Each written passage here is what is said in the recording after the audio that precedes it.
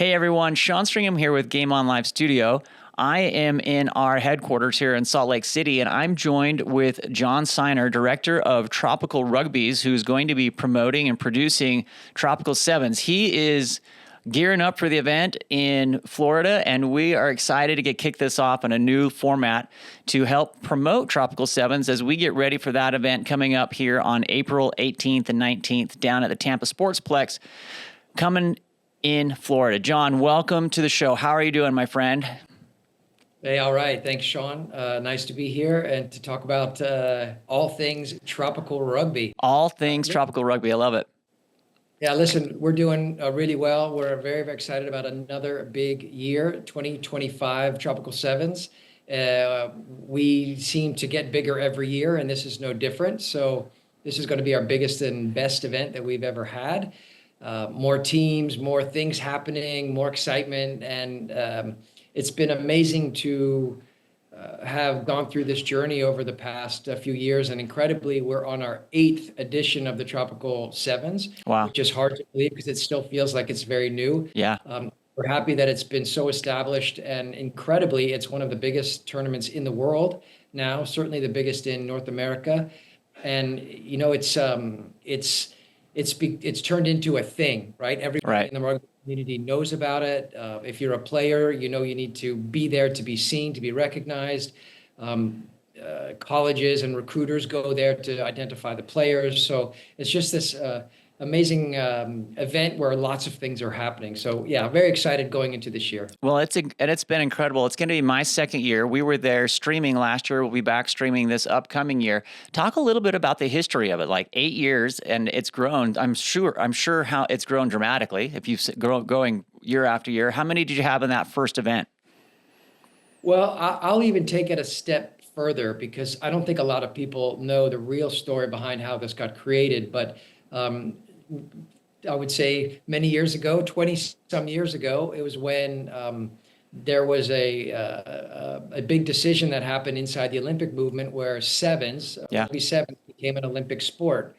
And then so that decision was taken, and then it took several years for the first time that rugby sevens was played at the Olympics, which was in 2016 in Rio.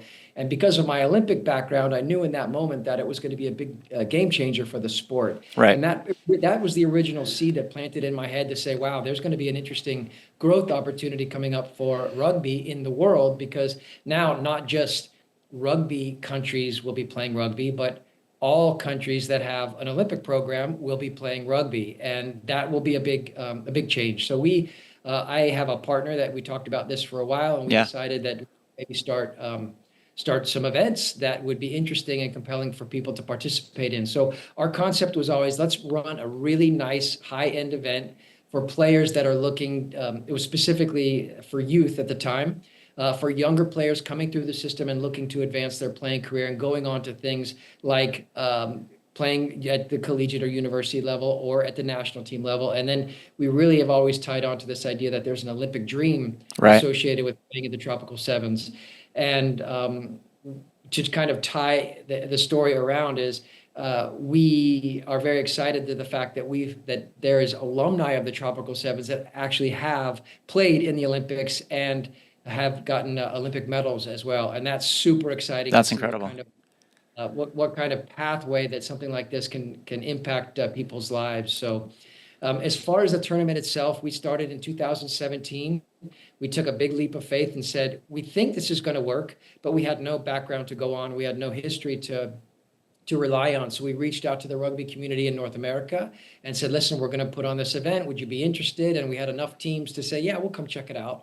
So the first year we had 25 teams in 2017. And we were super excited about that. And we had this mission to make sure that everything that we did, we delivered at a very high quality. And that's always been one of our missions and mottos, is to say, let's deliver this at a very professional event and set a very high standard. And that reputation has stayed with us throughout the years. So, that first year, 2017, it hit. People loved it, and everybody said, wow, this is really going to grow. So we've kind of been doubling ever since. Wow. 2018, we hit 50 teams. 2019, we were about 100. And then 2020, we had a bit of a hiccup with COVID. Sure. We were a It's few not a weeks. hiccup. It's just life. Well, the way that the timing of our event, which is every spring, Yeah. COVID hit just before. So Right. less than a month before we would have started the tournament in 2020. We had to cancel, as the Hmm. rest of the world did, which was really unfortunate because we were going into our biggest year of probably 120, 30 teams, something like that, and they all had to cancel their plans, and that was a difficult year. And then it didn't, I wouldn't say rugby in the sports world recovered very quickly from that either. So by the time 2021 rolled around, we were still at a point where international teams couldn't travel. Nobody was really back to playing the sport at a mass level yet. So, but some were, and we had just enough of a group that was ready to play, that we had a kind of a hybrid event with about 60 teams in 2021, and we were the first big tournament that came back online. So we were very proud that we were Yeah, able that's to kind great. of reestablish in the rugby community. And then that was our last year in Orlando, where we originally started it. And Mm. because we were growing so big, we needed a new venue. So 2022 was our first year at the Tampa Sportsplex, because it's a huge tournament Yeah. specific venue, that it's got 15 fields, and allowed us to grow. And then all of a sudden, boom, boom, boom, we were hitting 150, 180, 200 teams, over 200 teams last year. And this year will be almost 220 teams, Wow. which makes it the biggest tournament in North America, and probably top 5 in the world. And that's been really exciting to see. And two, It's a I bit mean, hard two, on organizers to yeah, manage it. I was going to say 220 teams. That is just a logistical. I don't want to use the word nightmare, because I mean you do such a great job of it, but it is just like moving that amount of people and getting them in and off of that field, and it's a big place, the Tampa Sportsplex, but you still have to be able to move those people around. So I would love, like, give us an insight and kind of the behind the scenes of managing that kind, because you have people coming in from all over the world, like it's a worldwide tournament people are traveling to. Give some insight in terms of the behind the scenes, as you're kind of the stuff that you're doing now as you're getting ready, and the work that's being done year round, really, to make sure that everything goes off great as we get here into April. Yeah, that's a great question, and I think I would say most people look at it as it's a rugby competition, and people look at the teams playing and the Right. divisions that are offered, and what the competition is like.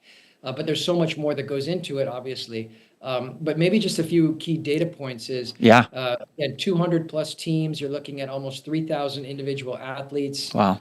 coming from all over the world. Every year we get, I would say primarily North American, US, and Canada. A lot of Canadian teams come, but we also get from the Caribbean, Yeah. New Zealand, Australia, Europe. And it continues to grow every year, which is exciting, because we really are an international tournament and want to continue to grow the number of international teams. So we're looking at probably upwards of 10,000 people on site during the event, which is big, and you've got to Yeah. manage all that. Yeah. But on the kind of other side of that, you also need to think about things like referees. Yeah. Where do we get all the referees? We have an amazing referee program, where we have 80 referees that come, again, from all over the world, that we bring in, and they're with us for a 2-3 day experience. And because of the level of quality of the competition, then it brings in the best referees. So we're assured that our referees are top level referees. But it's also a showcase and development program for young referees to get good experience. So Right.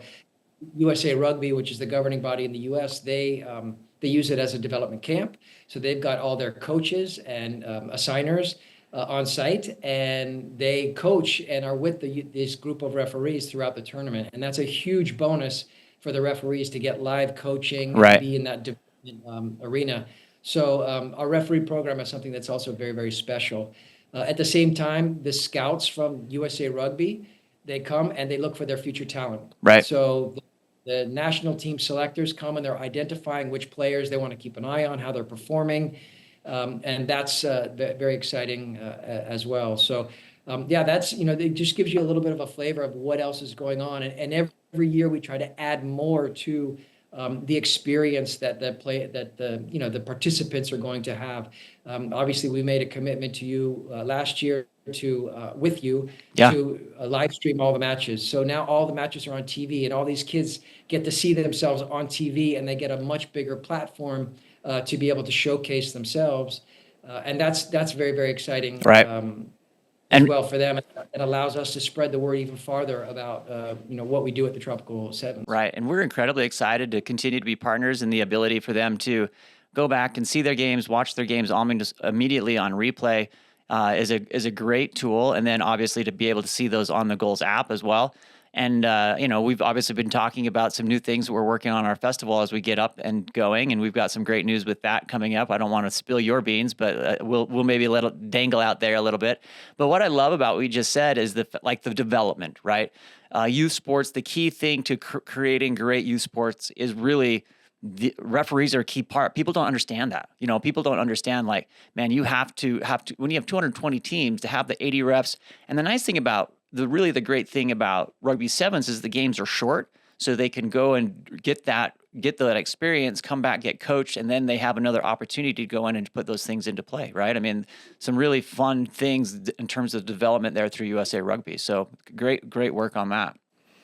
Yeah, I was just going to say that, because Sevens is the format that it is, we produce and put on over 650 individual matches. Wow. In 2 days. Yeah. In 2 days. And, we use all 15 fields that Yeah. are part of the complex. And that's amazing that can happen. And you could just imagine the logistics behind it, of putting that on. Yeah. One of the elements, again, that people probably don't see a lot of is there's a big team and staff that go behind putting this on. There is a competition team that manages all the results and scoring, and there's a field marshal at every field that's the person managing that match, doing the live scoring, reporting back into headquarters, because the results need to come in fast and furious in order for the tournament to advance. Yeah. Yeah. And then just being able to add all of the other elements that are required to put on the show, from the equipment to the concessions. We've got a merchandiser on site that's a huge hit every time. Everybody seems to love our branded merchandise. The merch line was crazy last year. People were there all the time. That was like I snuck in like right at the beginning, but other than that, they were stacking them deep in there. That's good.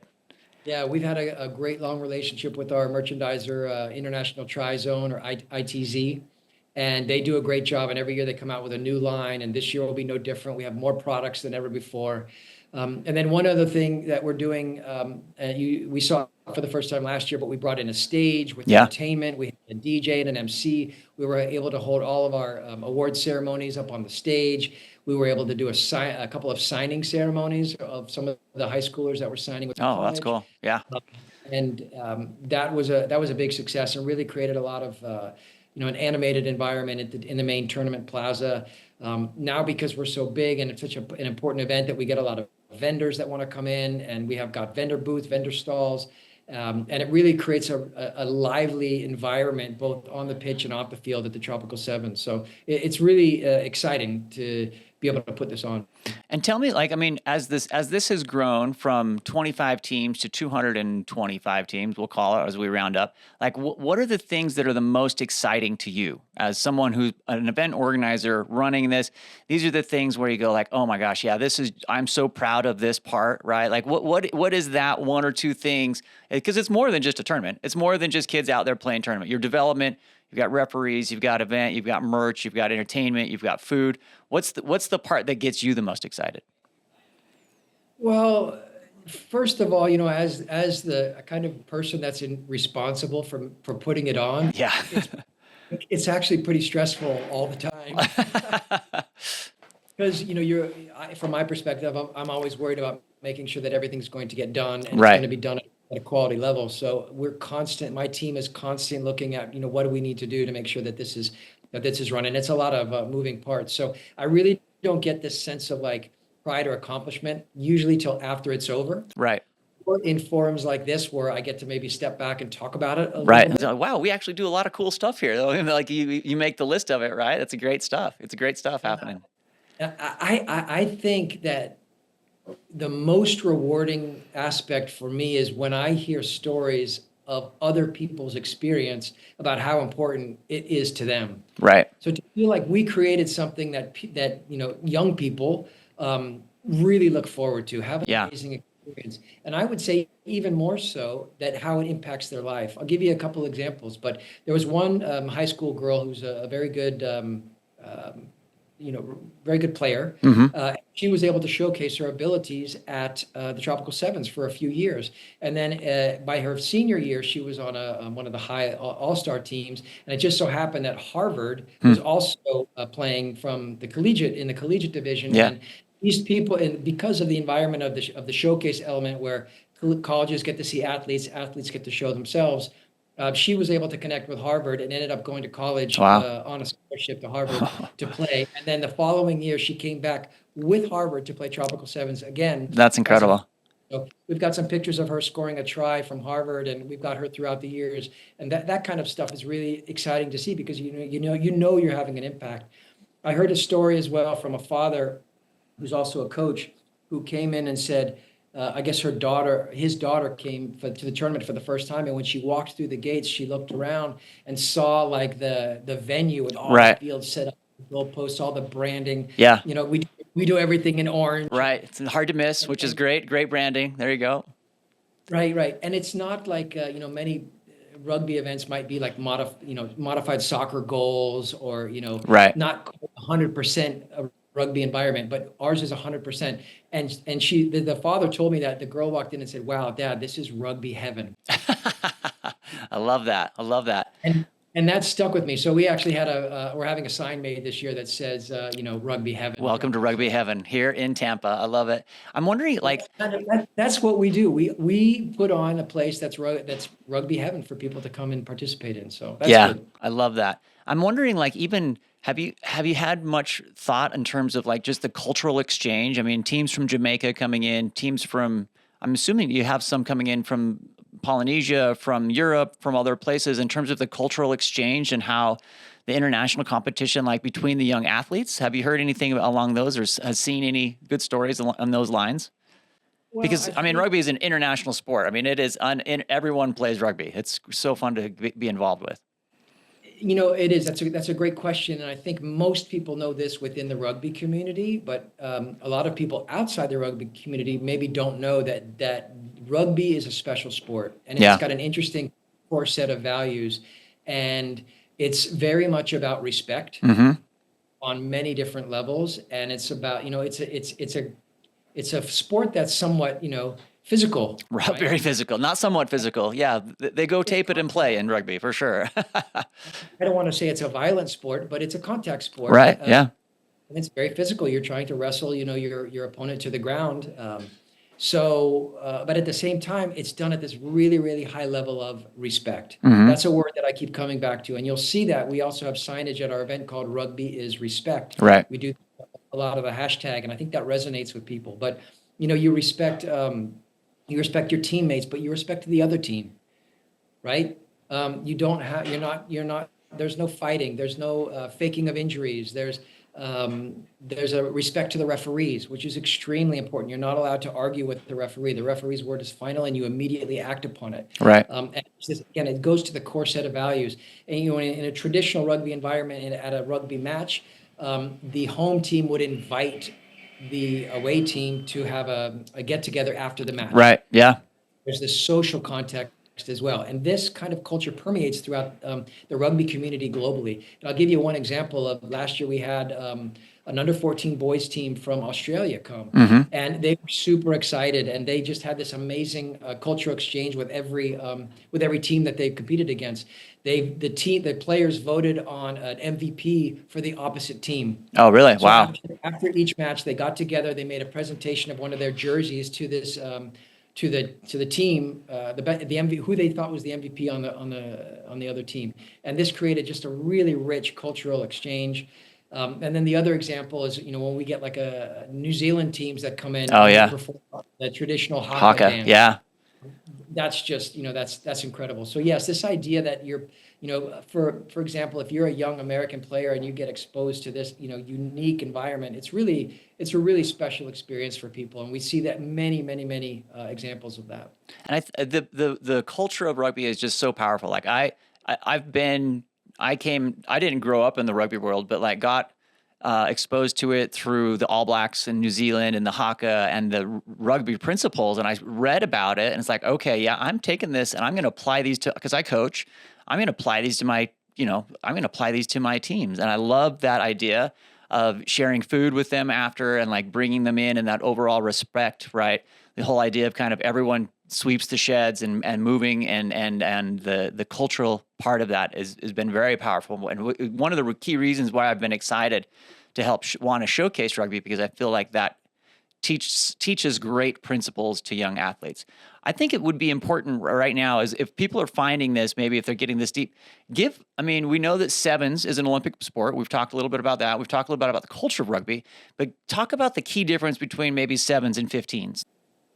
When you look at the difference between 7's and 15's, it's very interesting because the way you actually play the match is much different. So in 15s, typically it's one match a day. You have two opponents that meet on a field and they play for a couple of hours. It's exhausting, it's grueling, and typically you don't play another match for at least a few days later. Right. But with 7's, the shorter matches, and it's typically done in a festival or tournament style. So at Tropical 7's, each team typically plays 3 matches per day. And in the end, that's it's a lot. It's exhausting. The matches are full on, even though they're only 30 minutes long. And that's probably the biggest difference, which allows for 7's to be much more of accessible for a tournament style. Right. That's how we can get 200 teams coming in to play 7's, where it would be very rare to have a 15's tournament that has a lot of teams in it, because you have to play so many matches and they're so long, and typically you only would play 1 match per day. And so it's a totally different feel. But one of the impacts that it does have, going back to a previous question, is all of the teams are therefore on site for the day. Yeah. So at the venue itself, you've got all the teams that are there. Maybe they play a morning match, and then they'll play a mid-morning match, and then an early afternoon match, something like that. But they're there all day. And in between the matches is when they explore the venue, and that's when they get to meet each other, and they get to have this cultural exchange, and it becomes very much a community. And if you look at the Tropical 7's, with all of we have the tents that are set up on the border of the entire venue, and people watching different events. You've got the tournament plaza. It's just like this beehive of activity, with thousands of people out there doing different things. And it's an amazing way to connect and spread this rugby culture that we talked about before. And that's one of the really cool things I think that people appreciate about the Tropical 7's. And tell me, like, give us a breakdown of like what a typical team experience for the day is. Are they coming in and they're finding a campsite, for lack of a better word, or putting a tent up, and that's where they live, and they're the kind of where they're running from? What would a team that's never been to Tropical 7's want to know as they are coming in, getting ready to travel here in April? Well, again, great question, and I'll even back it up a little bit before that. But one of the unique things that we offer as the Tropical 7's is that the match fields are available to set up a training camp in the days leading up to the tournament. Right. Starting as of Wednesday and Thursday, teams can sign up for slots to get onto the fields themselves and organize training. And this has proven very, very popular. So teams will come in at the beginning of the week. It could be Monday, Tuesday, Wednesday, but by Thursday, Wednesday's a popular day for training, but Thursday is wall to wall. Every field is booked for teams coming in to train. So they take advantage of it. And then the other thing we do that's kind of special and unique is we run the athlete combine on the Thursday afternoon before Friday, which is the first competition day. Right. But we run the athlete combine from 12 to 6, where we have different skills testing that we do, and every player can get their stats according to these different physical activities that we do, and we record them, and we have leaderboards, and that's fun. And the team, and we have a big inflatable obstacle course that the players love to run through. So that's another fun activity that we offer. And it's not just fun, but sitting right next to that athlete combine is where all of the USA Rugby scouts are looking to interact with U.S. players. Sometimes they pull them aside and do individual skills testing with them. So that's pretty huge too, to have that, all those elements kind of coming together. But match day, again, every team will have 3 matches at least per day, so a total of 6 over the course of the tournament. And you have about, I would say, an hour and a half to 2.5 hours between matches, ideally. So yeah, you would come up, you would arrive at the venue, and I'll say, please get there I early. was gonna. That's gonna be our next question. That's gonna be our next talking point. But finish your thought here. With so many people trying to get in the venue, the lines can get long in the morning to access the parking. So be sure you get there early so you don't miss out on a potential game. So yeah, we offer tents, professional tents that again they're lining the entire outskirt of the venue, which creates kind of like this gypsy camp Right. style environment. And it's important because as a team, you need shade from the hot Florida sun because it can get pretty warm during the days at that time of year, but it's still pretty pleasant. But you're almost always guaranteed a nice hot sunshine. So you want to take a respite and shade. So yeah, your home kind of base for all these teams, some of which come with multiple teams, so they'll all be together. Are your tent space? So a lot of people set up their own tents into the designated areas. So that, again, it creates this amazing environment of people kind of staking their Staking place our claim. Yeah, yeah. throughout the day. And then again, you're allowed people go around and they visit the whole thing and say hi to everybody. Right. So yeah, that's kind of the environment. And then they interact with with the tournament plaza and the music and everything that's kind of going on. And, but that's, the experience is it's really dynamic in that sense because you're not just showing up and playing one match against one other team, but it's a really vibrant, exciting environment with, it's crazy. It's thousands of people, constantly churning all day long. Yeah, So it is amazing. My first year there last year, it's like, oh, this is Gypsy Camp is maybe a great way to describe it. Like it's just nonstop churn of people moving and eating and playing and drinking water, staying hydrated, and all of that. But like, let's talk about some of the I don't want to say less fun in logistics, but maybe even more important logistics of like 3,000 athletes. I mean, many thousands worth of fans and spectators coming in. What are the John Signer hot tips for making sure that you have a parking spot or like shuttle or how to kind of talk through some of those just very event director logistics type things that a lot of people don't think about? Well, yeah, I think the number one thing is that the parking is prepaid. So for anybody planning to come out to the event, there's a website that you need to There you go go. to that's operated by the venue, the Sportsplex, Mm-hmm. and you have to purchase your parking ahead of time directly from that website. So you can get a pass for the Friday or the Saturday. The rest of the days of the week are not paid for parking, but those 2 days are paid for, and then that kind of adds to the line in the queue of cars if you get up to the front and then you got to figure out how to pay for the parking. So definitely get your pass ahead of time to get into the venue. Obviously arrive early. It's a fairly big space that you need to navigate. So Right. allow some time to get through the line, to park your car, to get your stuff out, to walk to find where you need to go, to Yeah. walk there and get ready for your match. So yeah, that's a big one, is allow enough time. And I really don't think new people understand the scale. Like that is I think that is an important thing for like, if you're listening and you're coming to Tropical Sevens for the first time, this is a big event. There's a lot of people. There's a lot going on and it's exciting. It's fun, but just maybe really plan to have that timing there. So that would be my 2 cents from experience for the first time live last year. So Well, we do get a lot of repeat customers that kind of figured out how to do things right. We're fortunate that a lot of the hotel accommodations are relatively close to the venue, right. so you can kind of get back and forth to your accommodation fairly quickly. And are there shuttles or people just move it? Like is there any way to move around other than just to park, right? That's the way to get there. It's really not far enough away to need a shuttle Okay. bus to get from the parking to the venue. But Yeah. there are, I would say. But are hotels running shuttles or anything? Like are any of the hotels dropping people off? Not really. Not really. Okay. Yeah. They might give you an airport run, but Right. Okay. wouldn't necessarily drive you to the venue. But yeah, I think logistically in the big picture, the event works pretty well at the location. Yeah, well, it's great, but I just want people to plan ahead.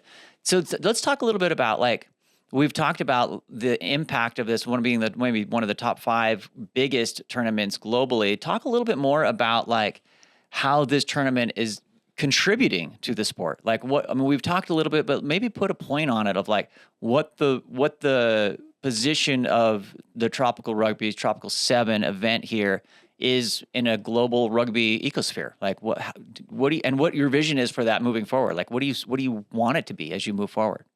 Yeah. Again, that's a great question. So, we we are at our heart a rugby company that's called Tropical Rugby, and Right. we do many different things under that banner. The biggest and the first thing that we did was create this one event called Tropical Sevens, which at its heart was this idea that we were going to provide an opportunity.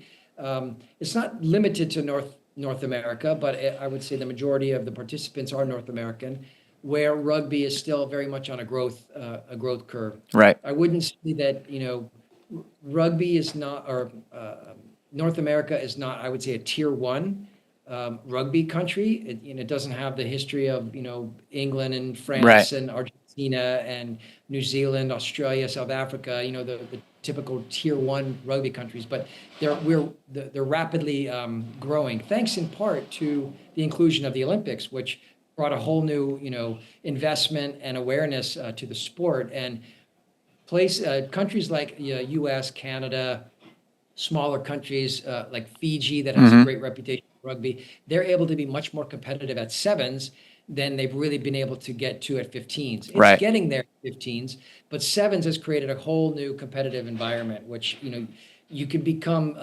Because it's a different kind of athlete, right? I mean, because it's just so fast. Yeah, same sport, maybe a different type of athlete. It is not as much of the physicalness of, say, the scrum rugby Right. and Right.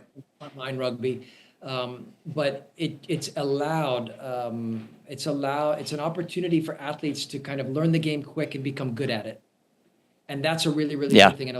And Americans and North Americans produce, pretty good athletes. Right. So they're adapting to it, and they become very, very competitive in the international scale on sevens, which is good. And I think 15s is catching up. And I think the rugby community, they like the fact that this is happening because rugby is becoming on the radar of, the rest of the world, and especially in the bigger countries that still have lots of room to grow in the rugby space. Especially in the United States and Canada. Right. Canada's actually got a really good rugby culture as well, but in the United States, there's a lot more space to grow. And we've kind of, as Tropical Rugby, inserted ourselves into say, how can we contribute to this growth? Right. And that's where all of our future planning is coming into play. We want to do more events. We want to be more of a rugby brand and do some dynamic things in the space. And then it's critical to mention at this point that World Rugby, which is the international governing body of rugby, kind of Mm-hmm. like the FIFA of Yep. Soccer or football. Yep. for rugby. They have granted the rights to host the 2031 World Cup for men and 2033 World Cup for women in the United States. Oh, wow. That's There's great. this roadmap. There's this Yeah. future. The United States is going to host the two biggest events for rugby. And is that 7s or 15s or both? That's 15. 15s. Okay. Right? Sevens is played. It also has a World Cup. It's over this course of a weekend, but really the Rugby World Cup is one of the world's largest rugby events, and it takes place over a 6-week period because Right. it takes that long to get through all of the group stage matches and then the knockouts. So it's a very, very exciting time for the growth of rugby in the United States and North America. And we, as Tropical Rugby, are really inserting ourselves at the heart of that about what we can do to Right. kind of further that growth on from the grassroots all the way up to that elite level. And that's what makes, I think, the growth of rugby really, really exciting. Again, not just in North America, but globally. It's Right. definitely a sport of the near future, for Right. sure. Well, and you've talked a little bit about the brand, the Tropical Rugby brand. Like, let's talk about how can an athlete maybe coming into Tropical Sevens, how should they connect with you? What are the resources that you have for those athletes? Maybe it's social media, maybe it's websites, maybe it's YouTube channels. What are the ways that they should connect with you? We've been thinking a lot about that lately, and I think one of the things we did really well is we created an event that became very successful that athletes want to engage with. So one of the ways that we already are seeing it is the athletes and the teams love to produce their own content on social Yeah. media, and they tie it in a lot to our event, especially, in the 2 months lead up and the month after our event. But they talk about it a lot. If you look at a bell curve of social media activity for the Tropical Sevens, it has a huge, You're a seeing huge, an uptick right now, is what you're saying. it's huge. They're all talking about it. They're all getting ready. Right. They're posting content from their training sessions back home. They highlight the players that got selected for the teams. I mean, it's amazing how much social media content gets pushed out there. And again, it's not necessarily from us, but it's everybody, all the participants that are doing their own thing. So that just kind of increases the brand awareness and the excitement from an online perspective, and that's really cool. We also try to produce our own content. We also are working our way to be more of a platform for athletes to. This is something, one of our new initiatives for this year is to create tropical rugby athlete profiles. Yeah. Where people, athletes can put all their key data on like a player card, if you will, and talk and add highlights and pictures and basically create themselves an athlete profile that allows them to showcase this. And this is especially useful if you're looking to go and Want to go play in college? Yeah. Yep. and want to get seen. And it's a way of, giving your calling card, which is something exciting that we've kind of done through the athlete combine results in the past, but we're taking a step up and going more in that direction of the athlete. And that's one more thing that's important to say for what's happening new around this year's event is we launched the Tropical Rugby Academy. Yeah. Oh, wow. Which is meant for players. So we're definitely taking some advancement on the player side of things. And the reason why we started the Tropical Rugby Academy is every year we get players that reach out to us to say, hey, I don't have a team. Is there any way I could join or still come and play the Tropical Sevens? Right. I need this avenue to compete. And typically we would say, oh, you need to, reach out to, we think these teams are looking for players. But now what we've done is said, let's create an opportunity for them, for ourselves, through the Tropical Rugby. And we said, listen, if you're a player, and this year we have two teams, one girls team and one boys team at the under 18 level, that are individual players looking for teams, and we bring them together. And again, we've put together a experience that's a premium level experience where we have really high level coaches. You come in on ideally the experience would be you come in on a Tuesday, you do some team bonding. Some of them are going to go to the NHL Oh, nice. game. Yeah. And then it's 2 days of training, an afternoon at the beach, and do some beach rugby and some relaxation, all the team meals together, staying in the hotel together, and getting, again, coached by top level coaches. And then you play in one of the divisions at the Tropical Sevens. And it really is a holistic Very cool. experience if you play for the academy. And the ultimate vision of the academy is to take teams, the same concept, but also go compete at other events globally.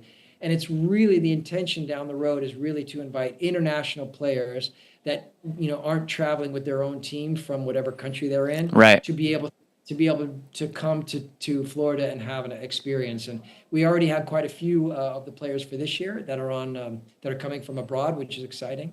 And I'll just say now that there's a few spots remaining for both the boys and the girls. So now's the right time to reach out to us. We have an application form on our website that you can look at. But if you're quick, you might be able to get the last one or two spots. There you go. Team. Very good. Have a great experience. So that's something very, very exciting we're looking to keep pursuing. Cool. Well, we're bumping up here up against an hour, so I want to manage your time as well. But what are, from a social media standpoint, channels, any kind of key channels that you want to give them the actual address for, or hashtags as they're posting content that are most popular that you're seeing out there as you're seeing this uptick in social out there? Yeah, I think everybody pretty much knows that our handles across all platforms is at Tropical Sevens. Okay, got it. We're going to continue to grow the Tropical Rugby handle as well. But I think before we end, I think we definitely need to talk about the broadcast of the live stream. So again, we're very excited to be working with Goals to broadcast all of our matches. And in order to get access to these, you need to go to the site, the specific Tropical 7 site through the Goals platform, and sign up. It's amazing production that the team does there. You have a live camera feed that's actually manned by a person, so you get to see the entire match. It's professionally done. You have a producer that's doing all the live scoring, and you can keep up to date. And you have live match commentary. So the production value of the broadcast is really, really good. So we're very, very excited about that. All of the fields will be produced, and it's a very affordable package. So for $29.99 US, you get access to every match Yeah. for the entire weekend. So I think, And you can go back and watch it again. and you can rewind Yep. and see matches again. So I think somewhere on this podcast, you'll have a link to the live stream. Yep, absolutely. And you can and I can plug in there. You can just go to goals.co, gols.co, and our social channels are at GameOnLS. We'll start producing some rugby content where you'll see this as well. You sold that better than I did. That was great. Thank you. Well, it's an important element because it really brings a new amount of reach and ability to consume the event through without having to actually be there. And again, it's great to see the athletes have a platform for people to see them play, Right. which is great. And you can get the link as well from all of our social media channels as well as our website. So definitely sign up for the live stream. And then something special that we're doing this year is we have a new concept that we're going to be initiating this year called Tropical Rugby TV, which is essentially a behind the scenes. It'll be wall-to-wall coverage of the entire event, which shows you everything that's going on in and around the event. We'll have a little studio with a host, and we will take you around and show you everything that's happening. It's going to be really It's going to be so cool. I'm so excited. I'm glad that you're dropping the news because I wanted to talk about it. But I wanted you to be the one to drop about it. But I'm really so excited about it. So no, again, so are we. So it's going to include some live coverage of the matches. So we'll kind of bump into certain zoom in and out. matches, Yep. watch for a while, zoom in and out, and take you around and see the different age groups and some of the highlighted teams and players. We'll do interviews all day long. We'll feature all of the partners. We'll take you to, again, all of the behind the scenes stuff that's happening. What's going on with the stage, the activations. It's really kind of there'll be some celebrity interviews and sightings and stuff because it's going to be great. Big name people there. So this channel, the Tropical Rugby TV, it will be on YouTube. So that will be accessible for free. So that's yep. That's an exciting element. And then the broadcast of all the matches will be on the live stream platform that goes for $29.99. So and you can you can go back and forth. It'll be live on YouTube. It'll also be free in the Goals channel, so they can go back and forth from watching a game right there, so they can see it all. But we'll encourage them to get on both places. They can see it. It'll be simulcast a couple of different places. That'll be fun. John, well, I'm pretty excited. I'm getting tingly just thinking about it. I'm excited to get down there. We're going to do another episode hopefully next week, right? We've got a couple more of these lined up so that we can get people some additional information. Any parting thoughts or final words? I'll leave it to you to anything you want to close with here. Well, just for people to know that we're very excited to be welcoming everybody back to the event. It's been an amazing response from the rugby community. Because people seem to be enjoying it every year, it's allowed us to continue to grow, and we've expanded. We've expanded age groups, and we're now from U12 all the way to senior. Wow. We offer open and elite divisions. We're proud to say that we have more women, female rugby teams than we do actually men. So really? Wow, that's incredible.